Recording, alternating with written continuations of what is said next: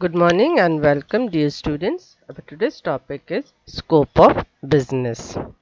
So, what is the meaning of scope? Scope means elements or areas of business. So, business is divided in two groups, that is industry and commerce. Business is concern with business में क्या क्या activity होती है production and distribution goods and services का right तो industry में कौन सा पार्ट होता है प्रोडक्शन पार्ट मैन्युफैक्चरिंग है ना एंड कॉमर्स में distribution distribute the goods from the industry to user of the goods तो यूजर कौन होता है कंज्यूमर भी होता है एंड कॉमन कंज्यूमर या normal individual consumer are called as industrial consumer. Okay, so these are the types of industry and commerce classified as trade and aids to trade. So let me see about the industry concerned with industry में क्या होता है production of goods and services. तो industry में processing होता है production होता है एक्सट्रैक्शन होता है नेचुरल रिसोर्स का या फिर रिप्रोडक्शन होता है प्लांट एंड एनिमल्स का एंड इन दिस बेसिस ये जो डिफरेंट डिफरेंट फंक्शन है इसी के बेसिस पे ही इंडस्ट्रीज का फर्दर क्लासिफिकेशन या टाइप्स बनाया गया है okay so industries types of industries और industries classified into 6 types primary genetic construction extractive service and manufacturing. Now let me see one by one. Primary industries कौन कौन सी इंडस्ट्रीज को primary industries बोला जाता है एग्रीकल्चर है फिशिंग है forestry है ये क्या है प्राइमरी इंडस्ट्रीज सो इस इंडस्ट्रीज से क्या प्रोडक्शन होता है देखो this industries are engaged in production of rice means all kind of crops rice wheat jowar सब टाइप के क्रॉप्स कॉटन या फिर sugar cane fish then forest से जो भी मिलता है वो सब ओके तो that's are comes under primary industries then genetic industries so genetic industries means these industries are engaged in reproduction या multiplication of certain species of plants and animals with the object of sale ये ज़रूरी है okay तो cell के object से cell करने के लिए प्लांट का एनिमल्स का रिप्रोडक्शन किया जाता है जैसे बोलते हैं कि rearing and yes rearing and breeding ये देखो कैटल ब्रीडिंग तो रेयरिंग मीन्स एनिमल को रेयर करना उनका पालन करना और ब्रीडिंग मतलब प्रजनन करना ओके तो हाइब्रिड एनिमल्स होते हैं ना तो cattle breeding poultry farming plant nursery these are the examples of genetic industry जैसे यहाँ से हमें क्या मिलेगा कैटल ब्रीडिंग करके मिल्क मिलेगा पोल्ट्री से यस एग्स मिलते हैं मीट मिलेंगे प्लांट नर्सरीज में वैरायटी ऑफ प्लांट्स जो लिमिटेड पीरियड में मैक्सिमम फ्रूट या फ्लावर जो भी टाइप के प्लांट है तो वो मिलता है okay so these are the genetic industry next है एक्सट्रैक्टिव इंडस्ट्रीज तो एक्सट्रैक्टिव मीन्स एक्सट्रैक्ट करना निकालना materials and minerals from natural resource या बोलेंगे हम अर्थ से मटेरियल एंड मिनरल्स निकालना अर्थ को कैसा ड्रिलिंग करके डिग किया जाता है ड्रिल किया जाता है तो mining oil these are the example of extractive industries the next है manufacturing okay तो manufacturing industries means production है ना तो प्रोडक्शन किसका फिनिश्ड गुड्स का okay so these industries are concern with production of finished goods तो ये finished goods जो है वो आइदर कंज्यूमर गुड्स होंगे कंज्यूमर के यूज़ के लिए होंगे या फिर इंडस्ट्रियल यूज़ के लिए उसको इंडस्ट्रियल गुड्स बोलते हैं जैसे कि कंपोनेंट्स स्पेयर पार्ट है या फिर इंडस्ट्रीज के लिए रॉ मटेरियल जो प्रोवाइड किया जाता है ओके तो ये क्या है फिर मैन्युफैक्चरिंग इंडस्ट्रीज एग्जांपल्स है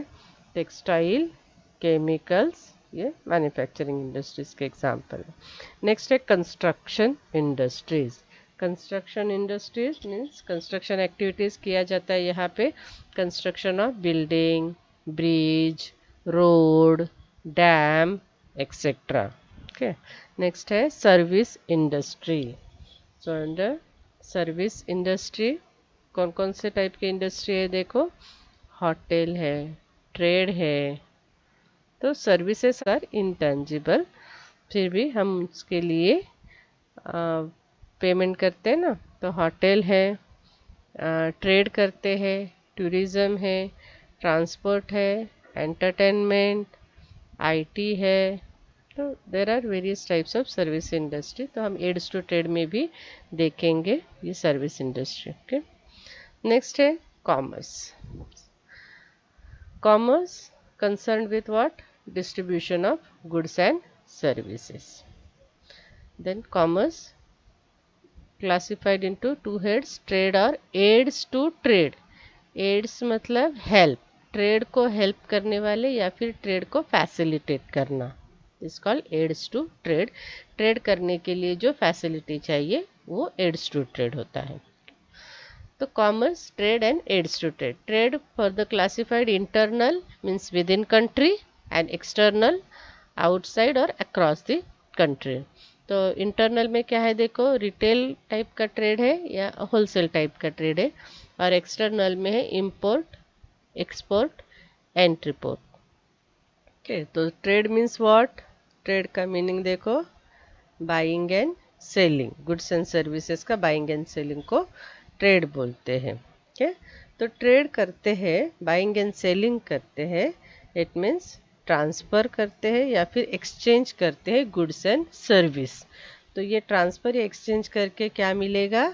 मनी और मनीज वर्थ, मनी या मनीज वर्थ मिलता है। With the help of trade manufacturer जो है वो क्या, manufacturer can transfer the goods to final consumers. देखा था इंटरनल ट्रेड। इंटरनल ट्रेड को क्या बोलते हैं? विद इन कंट्री और होम ट्रेड। तो इंटरनल ट्रेड लोकल लेवल का होता है, रीजनल लेवल का या फिर नेशनल लेवल का होता है। इंटरनल ट्रेड में wholesale trade. Wholesale trade means buying in large quantities and selling in smaller lot to retailer. तो होलसेलर जो होते हैं they are called link between manufacturer and retailers. Wholesaler जो है वो मैन्युफैक्चरर एंड रिटेलर के बीच में इंटरमीडियरी या फिर लिंक बोला जाता है। ओके। देन रिटेल ट्रेड है। रिटेल ट्रेड भी हमने यहाँ पे देखा कि buy smaller lot from the wholesaler, है ना। तो it involves buying in smaller lot from the wholesaler, और फिर वो सेलिंग करते हैं किसको? To the consumer, ultimate user of the goods for personal use. वो स्मॉल क्वांटिटी में, ऑब्वियसली हम सब जो भी परचेस करते हैं स्मॉल क्वांटिटी में करते हैं, है ना। सो अभी रिटेलर लिंक किसके बीच में है? Link between wholesaler and consumer. ना एक्सटर्नल ट्रेड का देखो, फॉरेन ट्रेड भी बोलते हैं इसको, buying and selling goods across national boundaries. तो export, export means what? Yes, selling of goods from one country to another, है ना। तो जैसे कि यहाँ पे एग्जांपल दिया है, goods are sold from India to Pakistan. Then import trade. Import means buying, अभी बाइंग करना फ्रॉम वन कंट्री और सेलर कंट्री, जो सेल करना चाहती है कंट्री वहाँ से बाय करना। बाय मोस्टली हम जो इंपोर्ट करते हैं वो यूएसए से करते हैं। तो एग्जांपल भी वही दिया है, a buyer from India, India का बायर परचेस करता है goods from the seller of USA. Now entry port. Entry port means imported from one country and उसको अगेन एक्सपोर्ट करना, reexport to other country. Example दिया है देखो, Indian trader जो है में buy goods from Bangladesh and sell to China. तो बांग्लादेश से गुड्स परचेस करते हैं, इंपोर्ट करते हैं एंड एक्सपोर्ट कहाँ करते हैं, चाइना को। So it is called entry port. Now aids to trade.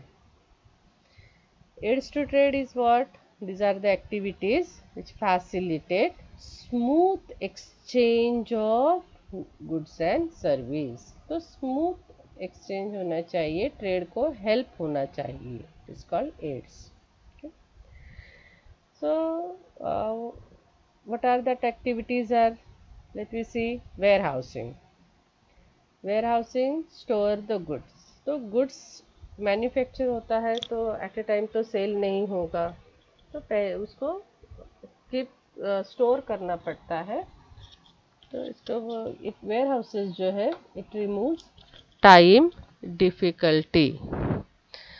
So time difficulty means what, कि जब नीड रहेगा गुड्स का at that time goods can make available, तब मैन्युफैक्चर करने की ज़रूरत नहीं होती है। ओके, तो goods need to be stored in warehouse till they are demanded.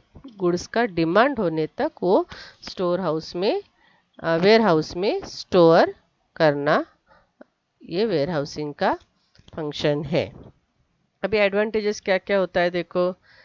Enable supply of seasonal goods throughout the year. Warehouses की वजह से ही पॉसिबल है जो सीजनल गुड्स है होल ईयर आप सप्लाई कर सकते हो, राइट। तो जब डिमांड नहीं है, आप जैसे रेनी सीजन है, सॉरी सीजनल गुड्स में क्या होता है, यस रेनकोट है, अम्ब्रेला है, या फिर वो तो सिर्फ रेनी सीजन में ही लगेगा। देन स्वेटर है, वुलन क्लोथ्स है, ब्लैंकेट, वो सब that are having demand in winter season only. So they need to be stored when they don't have demand in the market, है ना। तो तभी वेयर हाउसेस ही गुड्स स्टोर करने के काम में आते हैं। और क्या फंक्शन है वेयर हाउसेस का, क्या यूज़ है। यस, तो गुड्स डैमेज नहीं होना चाहिए, स्पॉइल नहीं होना चाहिए। मोस्टली पेरिशेबल गुड्स है, जैसे वेजिटेबल्स है या फिर फ्रूट्स है, फ्लावर्स है ना। तो उनको प्रोटेक्ट एंड प्रिजर्व करना, तो कोल्ड स्टोरेज वेयर हाउसेस भी होते हैं। Then next aids to trade है ट्रांसपोर्ट। तो ट्रांसपोर्ट की वजह से क्या फैसिलिटी मिलता है, यस क्या ट्रेड का फैसिलिटेशन होता है। Goods can move from the place of production to the place of consumption.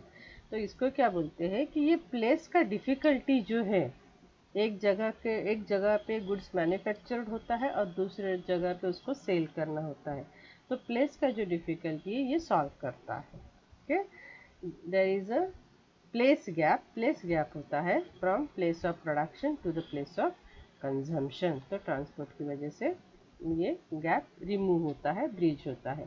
It facilitate distribution of goods का डिस्ट्रीब्यूशन करते हैं, कस्टमर के यहाँ पे गुड्स ट्रांसपोर्ट किया जाता है। और ट्रांसपोर्ट फैसिलिटी की वजह से जो गुड्स एक रीजन में एक लोकल क्या बोलेंगे, सपोज महाराष्ट्र का जो भी गुड्स है हम यूपी एमपी में भी अवेलेबल कर सकते हैं, कर्नाटका में अवेलेबल कर सकते हैं।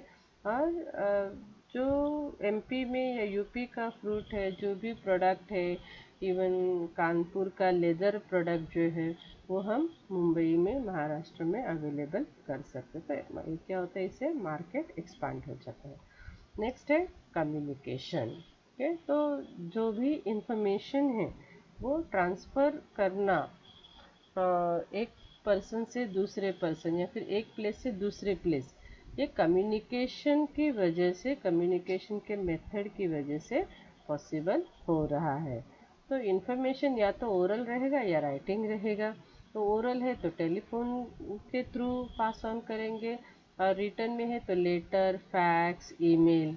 तो कम्युनिकेशन का जो फैसिलिटी है उसकी वजह से क्या हो रहा है, देखो क्विक ट्रांसफ़र ऑफ मैसेज और क्विक डिसीजन लेना भी पॉसिबल हो रहा है।